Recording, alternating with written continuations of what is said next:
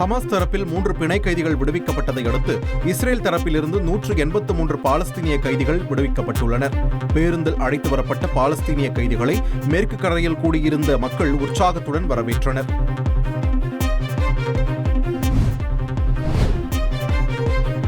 எட்டு மாதங்களுக்கு பிறகு காசா மற்றும் எகிப்துக்கு இடையான எல்லை நகரமான ரஃபா மீண்டும் திறக்கப்பட்டுள்ளது. முதற்கட்டமாக காயமடைந்த பாலஸ்தீனியர்கள் சிலர் அங்கு சிகிச்சைக்காக அனுப்பி வைக்கப்பட்டுள்ளனர். உலக சுகாதார அமைப்பின் அறிக்கையின்படி 12,000 முதல் 14,000 வரையிலான பாலஸ்தீனியர்களுக்கு உடனடி மருத்துவ சேவை தேவைப்படுவதால் உடனடியாக அவர்கள் காசாவை விட்டு வெளியே அழைத்துச் செல்லப்பட வேண்டும் என்று தெரிவிக்கப்பட்டிருந்தது குறிப்பிடத்தக்கது. இஸ்ரேல் ஹமாஸுக்கு இடையேயான போர் நிறுத்த ஒப்பந்தத்தின் அடிப்படையில் 4வது முறையாக மேலும் 3 பிணை கைதிகளை ஹமாஸ் தரப்பு விடுவித்தது. இதன் மூலம் ஹமாஸ் தரப்பில் இதுவரை 18 பிணை கைதிகள் விடுதலை செய்யப்பட்டுள்ளனர். முன்னதாக 3 பிணை கைதிகளும் காசாவில் உள்ள செஞ்சிலுவை சங்கம் வசம் ஒப்படைக்கப்பட்டனர்.